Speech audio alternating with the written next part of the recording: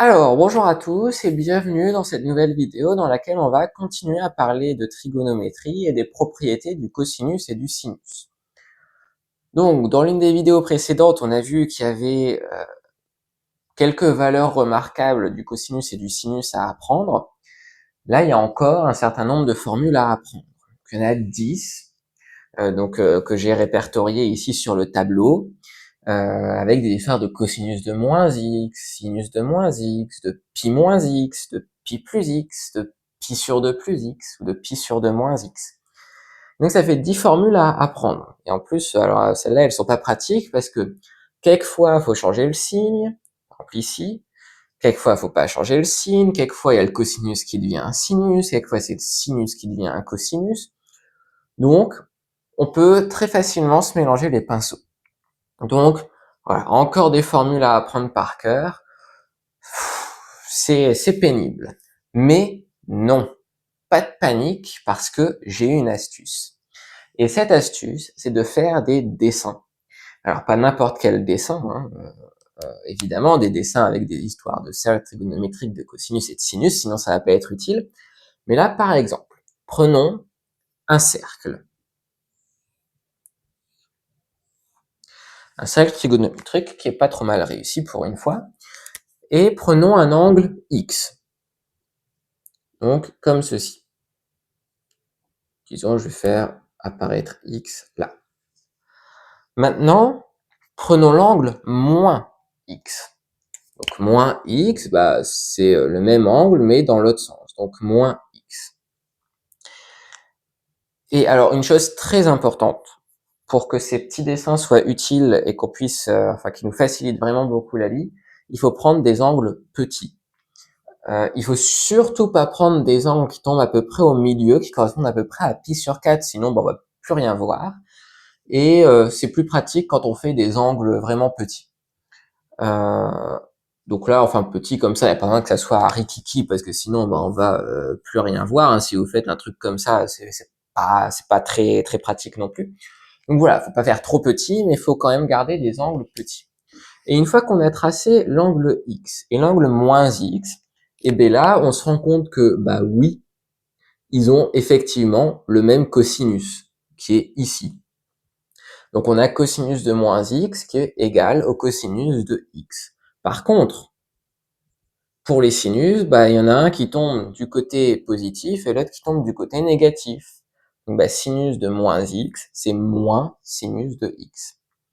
Et on peut faire ces dessins-là avec toutes les formules. Donc en fait, il n'y a rien à apprendre. Il faut juste s'entraîner à faire ces petits dessins. Donc dans un premier temps, vous allez certainement avoir besoin de les dessiner sur une feuille de papier et c'est pas grave. Vous prenez un brouillon. Faut pas hésiter à faire ça et prendre 15-20 secondes à faire le dessin plutôt que de se tromper sur les formules.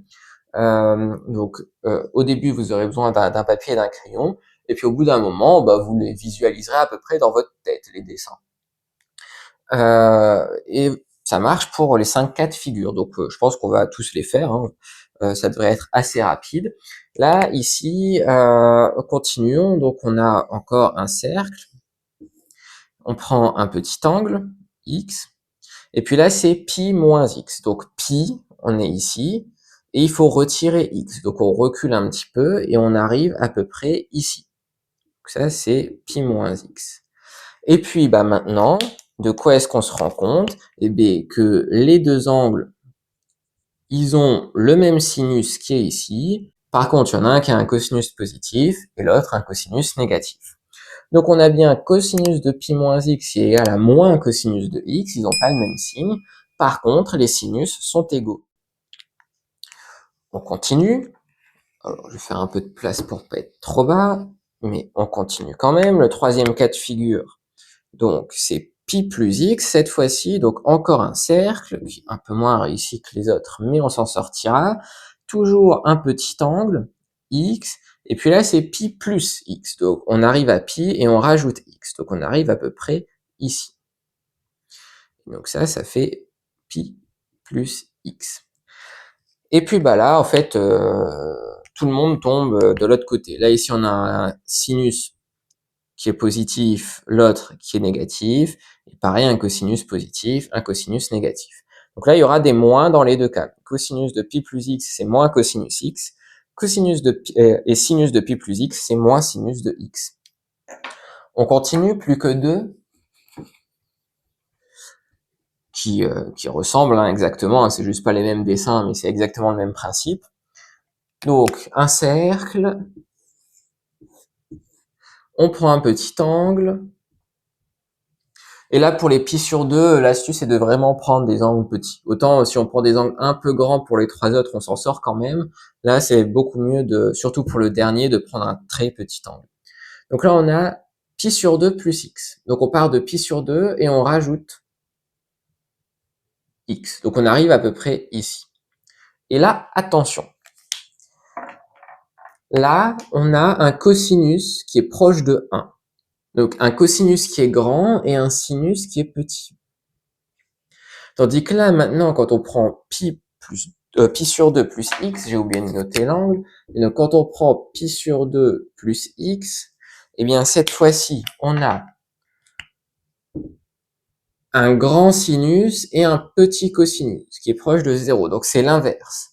Pour x, grand cosinus. Pour pi sur 2 plus x, petit cosinus. Pour x, petit sinus. Pour pi sur 2 plus x, grand sinus. Donc c'est là qu'il va y avoir un échange. C'est le cosinus devient le sinus et le sinus devient le cosinus. Et en plus de ça, avant, on avait pour x le cosinus et le sinus qui étaient positifs, mais là, clairement, le cosinus de pi sur 2 plus x, il est négatif. Donc il faut rajouter un signe moins. Et le dernier pour la route, petit cercle, petit angle, pi sur 2 moins x. Donc on part de pi sur 2 et on recule. Donc on arrive à peu près ici. Et là, en fait, ça va être la même chose qu'avant. Il va y avoir une inversion parce que là, on a un grand cosinus pour x et c'est le sinus qui est grand pour pi sur 2 moins x. Et pour x, le sinus était petit et c'est pareil pour pi sur 2 moins x. Donc, il y a encore inversion, le cosinus devient le sinus devient le cosinus, mais là, cette fois-ci, tout le monde tombe du côté des positifs, là, dans le premier quart du cercle, donc qui correspond à des cosinus positifs et à des sinus positifs, donc il n'y a pas de signe à corriger. Donc voilà, 5 paires de formules, donc 10 au total, qu'on peut absolument toutes retrouver très facilement avec un dessin. Donc, ce que je vous recommanderais, c'est de ne rien apprendre, par cœur, mais d'apprendre à retrouver les formules avec les dessins. Plutôt que de les apprendre et essayer à tout prix de les faire rentrer dans votre tête, ces formules, entraînez-vous plutôt à faire les dessins correspondants. Parce que là, les formules, vous allez peut-être les connaître par cœur pendant 3 jours, et puis quand vous allez passer le bac, et puis qu'il faudra utiliser l'une des formules et que ça fera des mois que vous les aurez pas utilisées, vous serez là, ah, est-ce qu'il y a un moins, est-ce qu'il y a inversion donc voilà, les dessins, c'est du long terme. Avec ça, dans 15 ans, vous pourrez retrouver les formules, si vous vous souvenez qu'il faut faire des petits dessins. Donc voilà, j'espère que la vidéo vous a été utile, d'une manière ou d'une autre. Si c'est le cas, vous pouvez laisser un j'aime et puis vous abonner à la chaîne. Et je vous dis à très bientôt pour de prochaines vidéos.